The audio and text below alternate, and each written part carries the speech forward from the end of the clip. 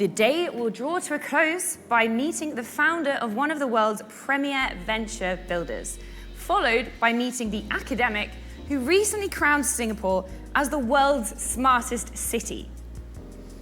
Please welcome Magnus Grimeland, the man who is not only from the Winter Olympic winning nation of Norway, but who has built Antler, who are fundamentally changing the world we live in by backing the most exceptional people and ideas in over 22 locations across the world. Magnus, please join us on stage.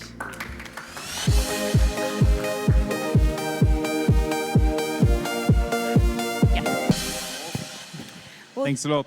Thank you so much for joining us, Magnus, and congratulations on all of Norway's gold medals. I'm sure you'll be missing the Hiltetur whilst you're in Singapore. So to everyone in the audience, I'm sure you already know, Antler is one of the world's most prominent venture builders, working with thousands of the greatest thinkers and doers all around the world using tech to tackle some of the biggest problems of our age.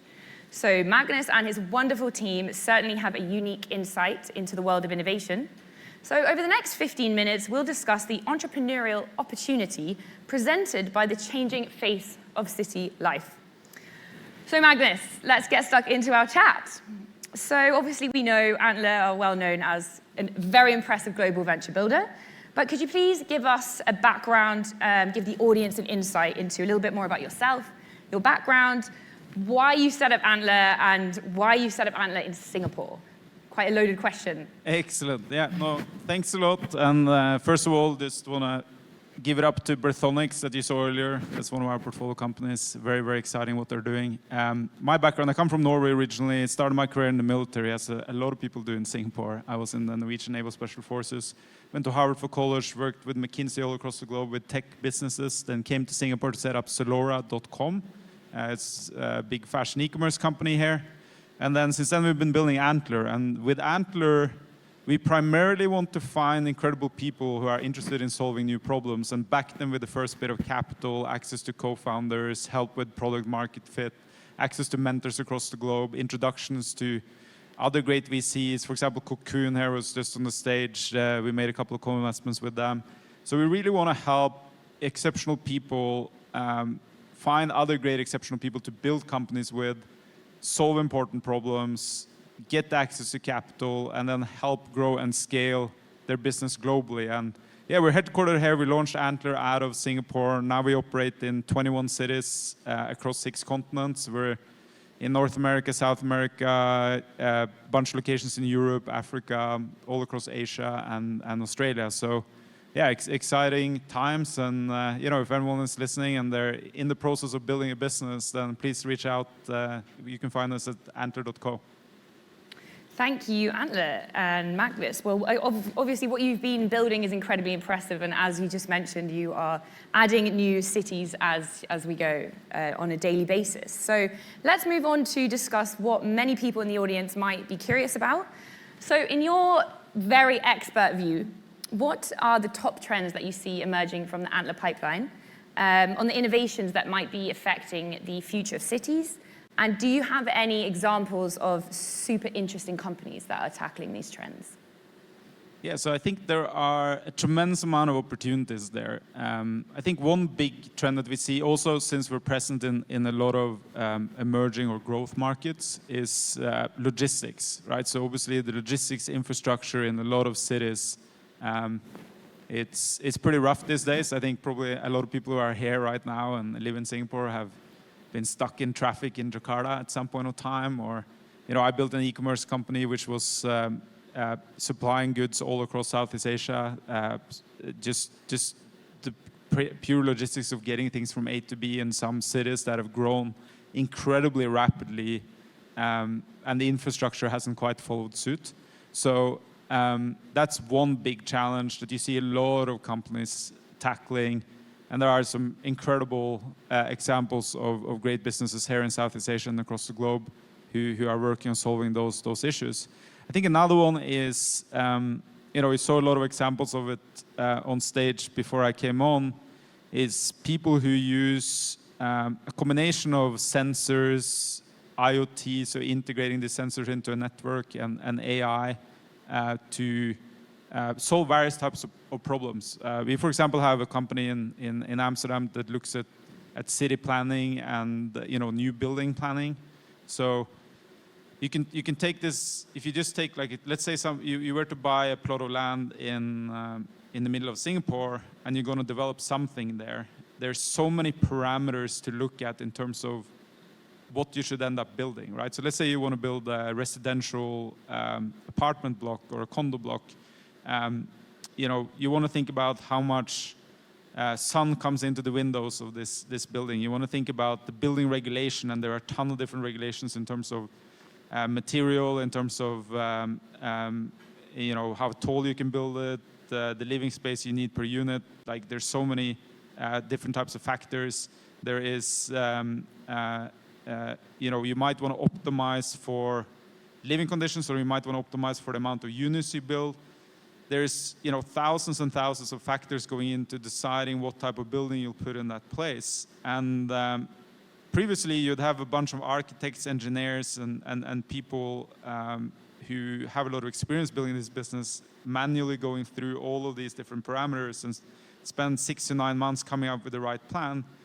Now you can literally feed in all of these data streams into a platform, and you can set your optimizing parameters, and out of that comes an optimized set of buildings, right? It's a super interesting piece of software and platform, and I think as you scale that, you can actually apply the same type of thinking to whole parts of a city and optimization projects.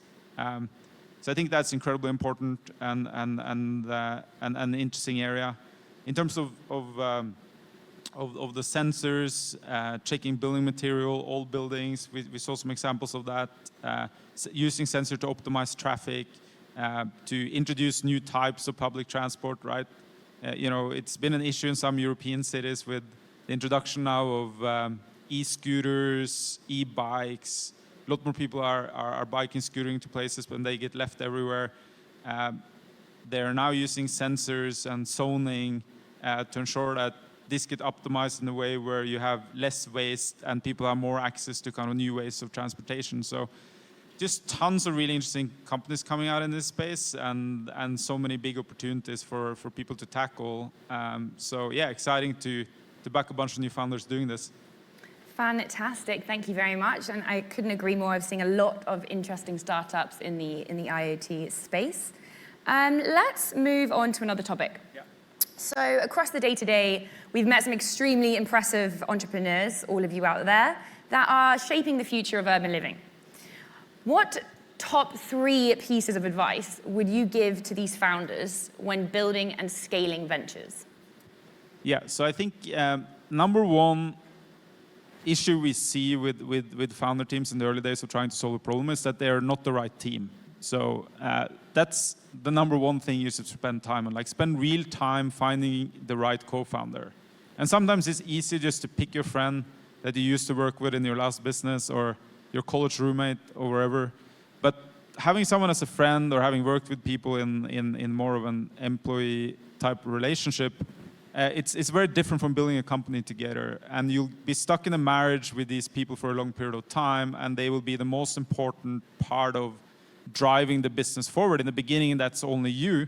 So it's incredibly important to spend real time finding the right co-founders and that initial team, because that initial team will decide on the product, raise the capital, get the first customers, and hire all the rest of your team members. So if you have really bad people in the beginning, these people will hire other bad people, and you just don't get anywhere. So that's number one. Number 2 is ensure you're solving a real problem.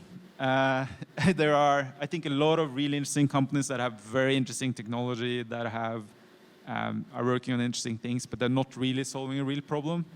And the best way, I think, to ensure that you're actually doing that, and that you at some point will reach product market fit, is going out there and talking to the end user. So whether that's a business, or it's a government, or it's a customer, just spend real time. Like, if you're building a B2B business, write down the list of the 100 most likely customers who will be the first people to buy this product, and then go and talk to them before you build anything. And sometimes you can even get them to buy your product before you've done anything, right? Like Microsoft is a great example of that. Bill Gates and team hadn't written a single piece of code before they sold their first product to IBM. Then you have real product market fit. So those are the two most important things.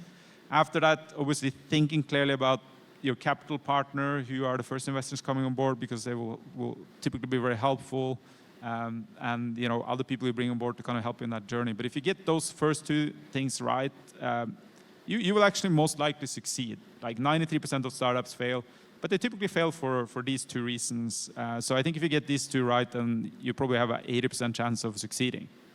Fantastic. Thank you, Magnus. Well, we all know the entrepreneurial journey is incredibly tough. So big respect goes to those who actually build the companies. And startup in the audience, please take note. You've heard it from Magnus first. Okay, let's move back to the opportunity to build solutions. So with the dual challenges of ever-increasing population growth, meeting the climate crisis, what challenge do you see occurring in cities? And how can the tidal wave of digitization help to improve our future?